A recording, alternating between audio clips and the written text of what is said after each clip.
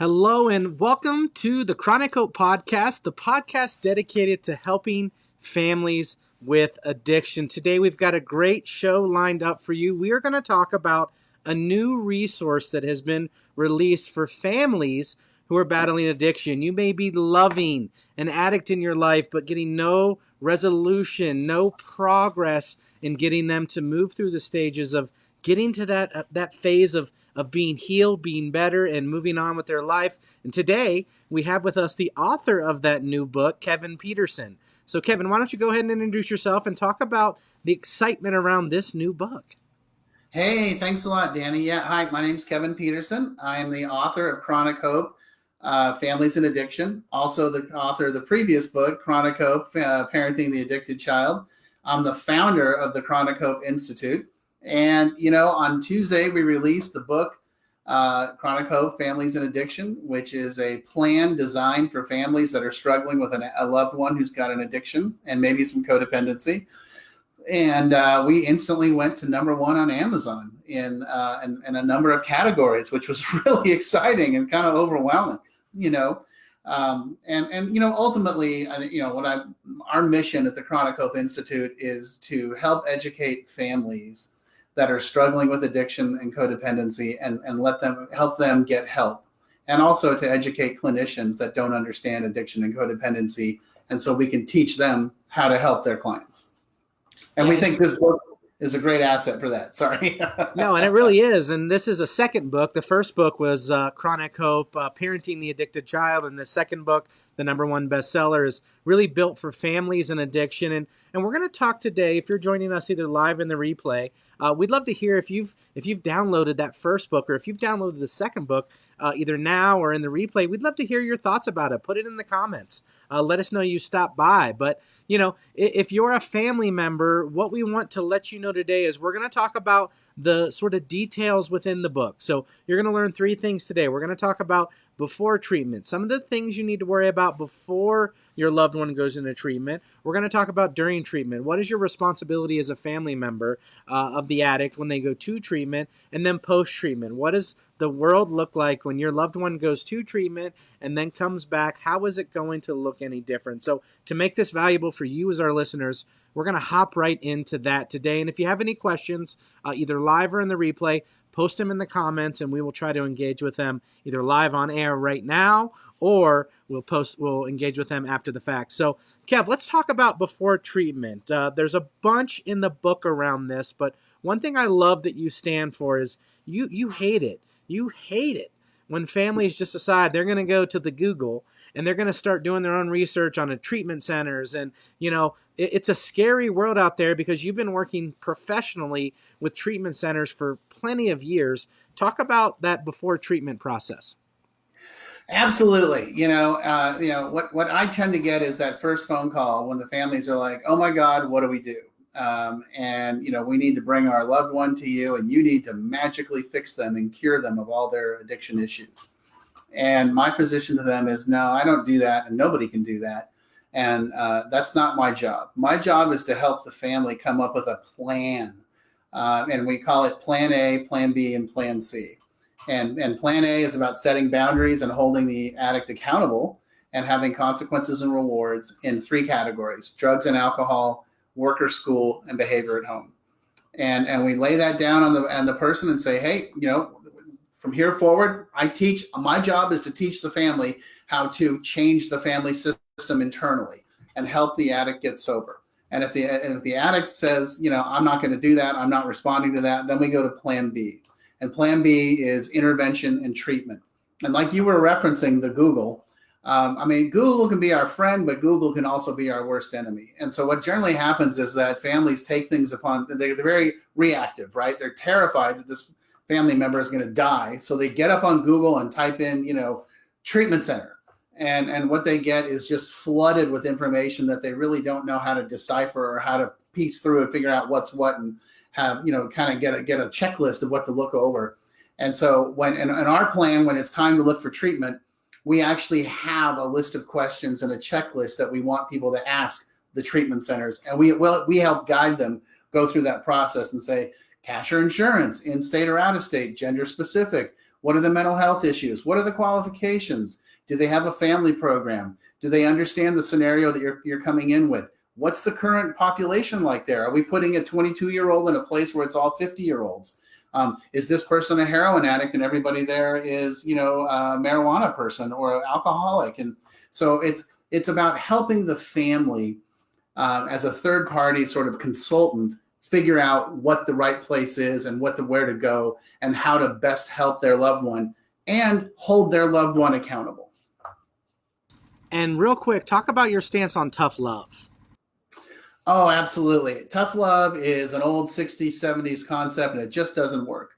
The idea of locking the guy out on the worst day of the year and saying, that's it, we've had it with you, we're going to act like you don't exist and pretend like we don't see you, that kills people. And I don't believe in that. What I believe in is having love and empathy with boundaries and accountability and just saying, here's the deal. I love you. This is what my family did to me. Kevin, we love you. You're our only son, but we're done dealing with the nonsense. And until the nonsense changes, we're going to keep you at a distance. And that means we're no longer going to pay for your bills. We're no longer going to let you access things in the family. You're not welcome in the house unless we invite you over. That's a big piece. One of the things I always tell people today is, I always tell them, hey, if they can't stay sober, you got to start pulling things away from them. One of my favorite ones is, if you're paying for their phone, take away their phone. They're like, well, I need them to have a phone. So my response is, okay, give them a flip phone. I get it that you might need to know where they are, have them accessible by phone, but that doesn't mean you got to pay for an iPhone 12, which cost $1 bazillion and all that sort of thing. So there are ways to contain the environment, and what we're trying to do is offer help. And there's ways to find the proper interventionists as well. So plan B, intervention treatment. And if they still say no, we go to plan C. And plan C is, you know what? We're going to, as an adult, we love you and we're going to respect your decision, but that means you're also not going to be part of the family for now. We're going to hold you at arm's length and make it clear to you that until you take sobriety seriously, we're going to keep you out of the family system because you're destroying the family system. And we can't have that. Yeah, and let's be clear, for some of you, this could be a 16-year-old son or daughter, dare we say a 13-year-old son or daughter. This could be a 45-year-old son or daughter. This could be a 55-year-old son or daughter in your life, or a loved one or an uncle. The point is, boundaries are hard. It's not natural for us to come up with these boundaries. It's not natural for us to stick to these boundaries, and you might not know what levels to set. And that's what I love about the book. When it comes to school, you say they need to have this GPA. They need to do these things. They need to accomplish these things. When it comes to work, they need to be at work, and we're going to call the boss and make sure they are at work. And as we move forward into during treatment, and we're going to say this for all three sections, we launched the Chronic Hope Institute because we were tired of seeing families and loved ones dying from this disease. And as a loved one, you could be loving your loved one to death. And that's not what we want, and we know that's not what you want. So Kev, talk about during treatment, because there's a lot of fear going on. There's a lot of fear when someone is out in their active addiction. Talk about what you expect the family to be doing when their loved one actually goes to treatment. Absolutely. So if we've completed the first phase, the before phase, and we've got them into treatment, or even, to be honest with you, if they're not in treatment, what we want to do then is heal the family and get the family on track. Because when somebody goes to treatment, they get a therapist, they get a sponsor, they get a case manager, they get peers. They're in a really wonderful environment where they're getting nurtured and healed and moved towards a more positive lifestyle. We want to do the same thing with the family. We want to meet with them weekly. We want to give them material to read. We want them to understand how the family system needs to be changed. We want them to address things like codependency. We want them to take a look at maybe other people in the house have a substance abuse issue. We want to make sure that we're using our time wisely, whether the addict is in treatment for 30, 45, 60, 90 days, whatever. We want to take that time and work within the structure of the family and educate the family on addiction, on codependency, and how to heal, and give them the same opportunity. We're always looking towards the next phase, which I know we're going to get to in a second, which is bringing everybody home and reintegrating. But if we don't change the family system and we do change the individual, the odds of that person staying sober are fairly minimal. We have to change the family system. It's the old adage that, if nothing changes, then nothing changes, right? And so we have to. It's not just the individual that's got a problem. It's the entire family system. I want to be clear that the family is not responsible for the individual's addiction, but they are responsible for how they respond to it. And if we expect the addict to go get help and continue and change their lifestyle, we have to do the same thing as a family member as well. Yeah, and one things we know is that addiction oftentimes is multi-generational. Oh, It's yeah. not necessarily your fault because you've seen your mom handle it this way. You've seen your grandma handle it this way. The one sobering fact is that we recognize on our side of the fence that addiction affects multi-generations of families, and drinking and drugs and alcohol, it affects multi-generations of families. And what we're asking you to do during treatment time is work hard to recognize some of these multi-generational things. Just because your mom did it this way or your grandma did it this way or her grandma did it this way doesn't necessarily mean it's the right way. And we're going to ask you during that time to start to focus on the things to break that multi-generational pain that's happening in your family and be able to set the boundaries that are appropriate that we have seen help the outcome of saving these people's lives. So Kev, anything to add about that when it comes to multi-generational? Do you see that all the time? Oh gosh, I mean, I can tell you from personal experience and professional experience. When I look at my family system, we go back as far as we can see. It's my mom, it's grandma, it's great grandma, it's great. It's just layer upon layer upon layer, and the thing is, right? And again, I want to be clear. We're not just talking about the person that's drinking or using drugs or has a severe mental health issue.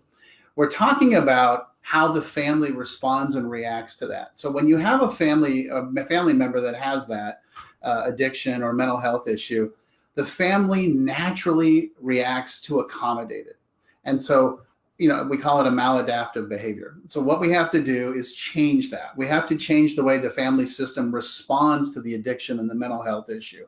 And that's the generational piece, right? Because people look at it and they're like, almost every family I've ever worked with starts the conversation with, there's no history of mental health or addiction in my family whatsoever, ever since day one.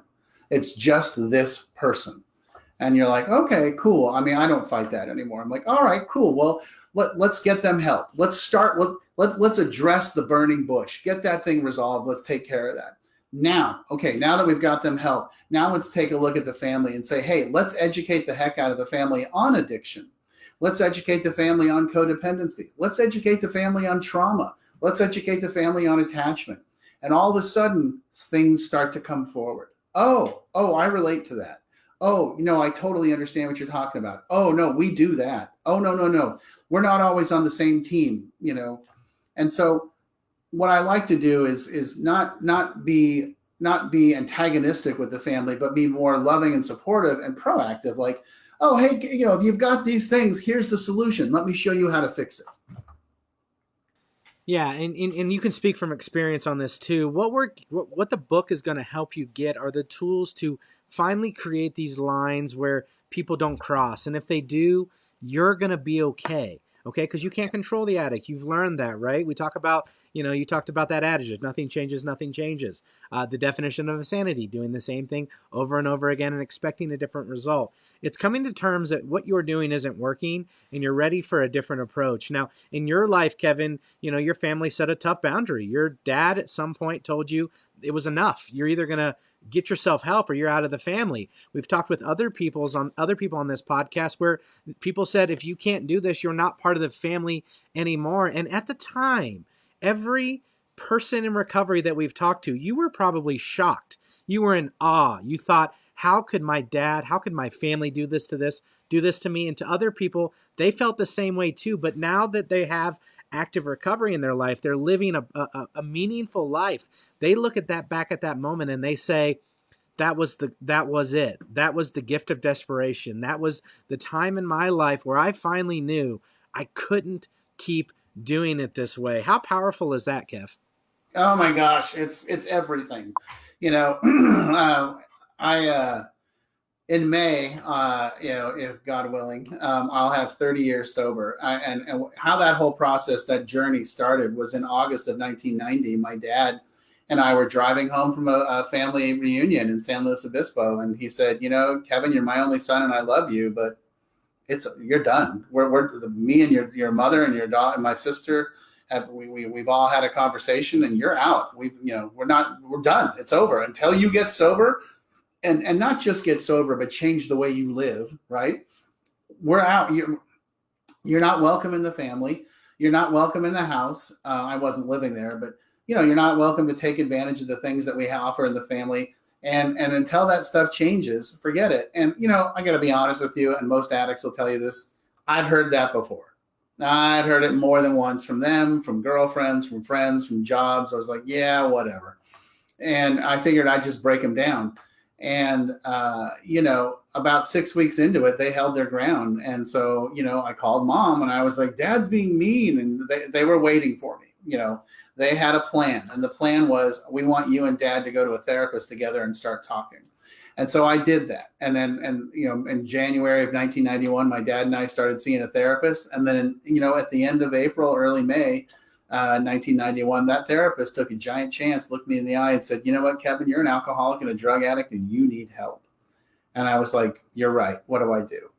And I followed his direction and away I went. And everyone I know that has long-term sobriety has exactly the same story. When the people around me finally said, that's it, and they held their line and they were like, that's it, we're done. The one thing I like to think that I try to do differently, and this is kind of what my parents did, is offer a solution. I can't point out a problem without offering a solution. You have a problem, Kevin. You're a drug addict and an alcoholic. Here's a solution. Let's go talk to a therapist and see what's going on here.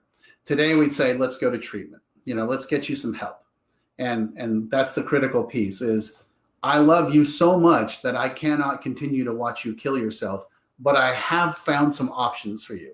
So will you take those options? Yeah. Okay. So let's talk. We've read the book. We're starting to implement these strategies. We've done all our research. We've picked an appropriate treatment center that fits our needs. Our loved one has agreed to go to treatment. They're at treatment. We're doing hard work on ourselves so that we're ready. Okay, let's talk about post-treatment, Kev. It's our loved one is coming home next week. Let's talk about what's going to happen in post-treatment and how you outline that in the book. Yeah, that's now we're in phase 3, and that's the reunification piece, right? And so everyone in treatment will come out with sort of an action plan. This is the action plan. This is what we're going to do. This is where I'm going to go. I'm going to go to meetings. I'm going to get a therapist. And I want the family to have their own action plan. I want the family to say, we're going to go to a therapist. We're going to do family therapy. We're going to go to our own 12-step meetings. This is how we're going to maintain the change in our family system and, get healthy. Healthy families come from healthy individuals. Healthy individuals work on their stuff. So it's not just the addict. The entire family system has to continue to work on their stuff so that we can survive together as a healthy family. And that means before the addict comes home, we're already having these conversations about what's it going to look like? What's it going to be different? The families ask questions like, is it okay if we have alcohol in the house? Is it okay if we drink? What's acceptable? What's unacceptable? And that's a conversation we have to have with the client and say, well, what do you think? What are you comfortable with? How much are you drinking? What are we talking about here? Are we gonna go to family therapy? Are we gonna go to 12-step meetings? Are we gonna go to church together? What are we gonna do to change the way things work? People always say, I just want things to go back to normal. I'm like, no, you don't. That's what got us here in the first place. We have to change that. We have to change to a new environment. Normal is not helping us. It's the old adage of, people are always talking about, that's a dysfunctional family. And I got to tell you, in the therapeutic world, we're still waiting to find a functional family. There just is no such thing. Everybody's got stuff. It's okay. Everybody has stuff. Let's deal with our stuff and let's heal the entire family, because that gives us a better chance for success as we go forward. And it's about everybody coming to the table and saying, Yeah, you know what? I got to deal with this. I got to look at this. I got issues. I got this, that, or the other thing. So I want to get myself healthy so I can help make the family healthy. And I'll say it one more time. This book and the Chronic Hope Institute was founded to stop the pain of addiction, to stop losing the young ones, the generation moving up in our lives to this damaging disease of addiction. And it's knowing that we're not all equipped with the tools that we need to move through forward and support our loved one who is battling addiction. So we want to encourage you to download the book. The link is in the post above. You can find it on Amazon by searching Chronic Hope Families and Addiction. That's a good first place for you to start, because you may be at home wondering, this all sounds good. I've heard all kinds of advice. I have no clue where to go. You've not heard advice like this, okay? So a lot of information out there is for the addict. A lot of information out there is, okay, this is for the families. What this is an all-encompassing thing that's going to cover your entire family. Okay. And if that doesn't work, if you try some things in the book and you just don't quite get the results that you want, Kevin, talk a little bit about family case management and why you implemented that at the Chronic Hope Institute. Absolutely, because we understand that we can give you education, we can give you books, we can give you videos, we can give you talks and podcasts. But when it comes down to actually putting these practices into motion in the family system, you're probably going to need a coach, or a consultant. And that's what we see ourselves as.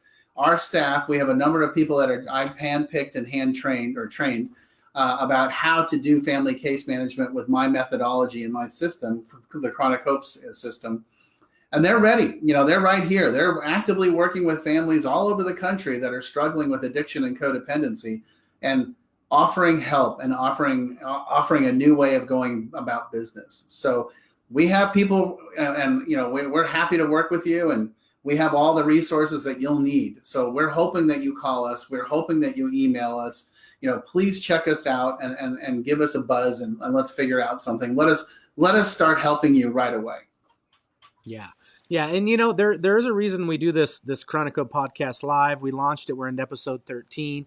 We will help any of you live. So if you hop on any of our live podcasts, which happen monthly, if you have a question, we're going to bring it up. And to prove that, we've got a great question today from Scott that we're going to bring on. Scott always asks amazing questions, but we're gonna hop into this. We're gonna talk about this, because if you join any of our future podcasts live, if you have a situation with your family, we're gonna help you through it. So Scott says, what if the family won't go to therapy? If the addict is finally committed to fighting this, but their family stonewalls them, then what? So the family's hurt, the family's been damaged. They're like, great, you want help, but we're done. What would you say to that? That's a great question. Thanks, Scott. And one of the things I would say, honestly, to that situation is I would advise the addict not to go home. I'd say, you know what? I don't think that's a wise place for you. I mean, I think one of the things is we got to start calling it out as we see it. I can't twist arms. I can't force or demand or insist. But what I can do is advise just like I would advise the family, if the addict won't go to treatment, I would advise the family to put up some boundaries and hold them accountable. I would tell the addict the exact same thing. If your family's not willing to participate or respond, I'd put up some boundaries and I'd hold them accountable and say, you know what, I love you, but I'm not coming back into a toxic environment. And until you guys are willing to participate and commit, that's cool. I'll respect your choices, but I'm going to go over here. I'm going to put some distance between us, because that's the healthiest thing for me and my sobriety. Great question. Great question, Scott, and great answer, Kevin. So if you're in a point where you need help, like with me with exercise and diet, I know what I need. I know what I need to do. Do I implement it? No. Do I need a personal trainer? Probably. Will I get to the point of desperation one day? Possibly as well. And for you, that could be the addict in your life. Do you have what it takes? Yes. Do you have all the knowledge? Yes. Do you have trouble implementing it? Yes. And we understand, and we don't want to have you lose your loved one. So reach out, ask for help. That is the hardest thing to ever do. This phone is 10,000 pounds the first time you have to pick it up and say, I need help. And that's where the rubber hits the road. That's where the beginning to this new life starts. And we encourage you to visit chronichope.us for more information about family case management. But a great way to start is to download the book, read the book, and get equipped with some information that you might not have prior to coming into this? Because, the one thing we know, everyone who's struggling with addiction, Kev, is they've got a lot of people giving them advice, right? They've got a lot of Oh, people telling them, well, why don't you just put him out on the street for 2 weeks? He'll feel it and he'll come back. Talk about the information that people get in their families and how it could be so wrong. oh my goodness. Yeah. My gosh, I tell you that sometimes when I work with a lot of the families that I work with, this is not their first rodeo. They've been through a number of treatment centers and they've been down the path and they're like, well, my cousin's sister's boyfriend's neighbor's boss went here, and they said it was great. I'm like, it is great for that population. It's not great for this person's population. You know, treatment is not a one size fit all type of deal. It's you got to find the right place for the right person. And oh my gosh, I just the other thing is when people get up on Google and then they can get overwhelmed with the information. And there's a lot of people out there that do a really great job of putting up a pretty website and saying all the right things, but that doesn't mean that it's a good place to go to. That's the danger of going down that path. And it's also the danger of sort of getting over advised. You've got 35 people all telling you their opinion. And the bottom line is you need a professional holding your hand and walking you through this process. And a professional that's not attached to any one of these treatment centers. We don't take money from the treatment centers. We don't take referral fees. We don't take anything along those lines. Our goal is to basically help you find the right place for you and for the person in your family that needs help. Love it, Kev. And Scott asked, is there an audiobook version available for the new Chronic Hope book? And I believe the answer is yes. Any day now, we're going to have an audiobook for you to listen to and really engage with this content any way that works for you. So, Kev, thanks for your time today. Thanks for adding value. And thanks for talking about the clear outline of this book and how to move people through the addiction that's affecting their family. Hey, it's my pleasure. Thanks for your time. And our mission is to help families. We just want to help. We have the Chronic Hope podcast on Apple. We have the Chronic Hope YouTube channel. We have all these resources on our website that are free, 100%, absolutely no questions asked, free. And so, we're not trying to wring every last dollar out of you. We want to help you. We'll give you all the information you need right up front. And then if you need more help, we're here to help you. And that's what our goal is. Our help is our mission is to help people that need help, that are in crisis. And we love that you do that, Kevin. Thank you so much for your time today. And look for us for next month for episode 14 for the Chronic Hope podcast. Enjoy the rest of your day. All right, man. You too. It's great to see you. All right, bye-bye.